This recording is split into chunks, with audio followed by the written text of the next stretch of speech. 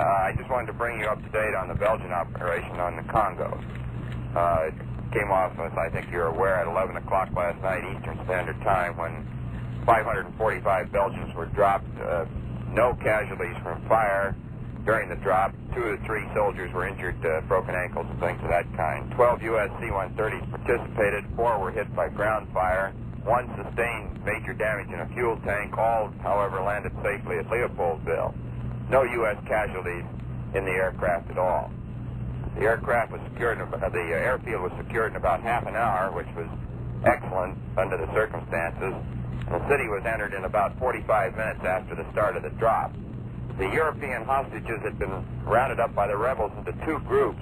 One group was out near the airport. The other was in effect in the square of the city. There were 60 to 75 U.S. personnel in a hotel, and we think that of these, as many as 15, let me start again. There were 60 to 75 personnel, including some U.S., mostly Belgians, however, in a hotel. And of the 60 to 75, 15 were killed by the rebels, shooting indiscriminately into the mob. 30 were wounded. There were about 250 European civilians herded into a square.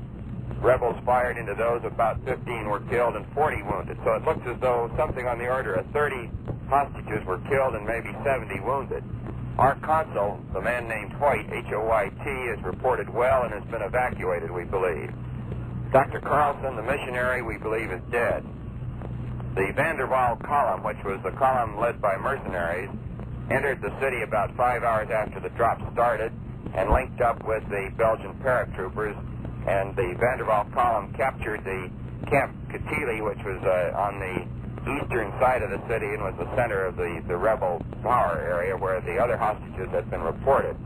Our C-130s have been running missions between Stanleyville and Leopoldville, evacuating the refugees. About 200 to 300 have already been taken out, and about 500 more remain to be taken out. We think we'll take out about half with C-130s and the other half with commercial aircraft.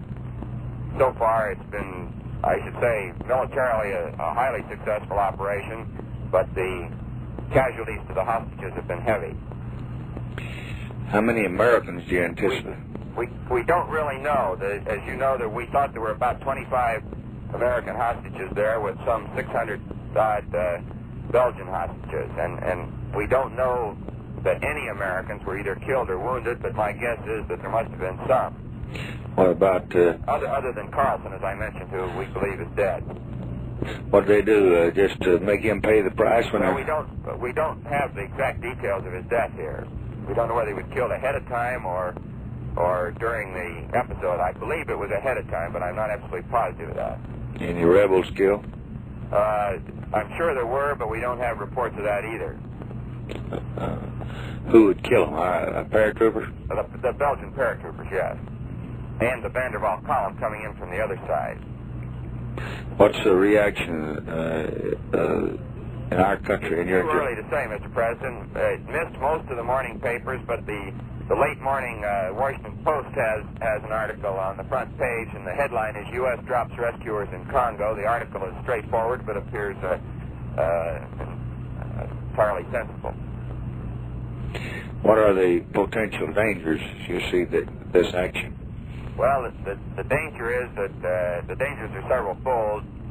One, we can be accused of colonialism, linking up with a reactionary government in the Congo and indiscriminately killing the rebel people who we believe will be supported by the 8-nation African Conference. It looks almost certain as though Kenyatta and the governments of 7 other African states will be supporting the rebels and therefore attacking us for supporting the government.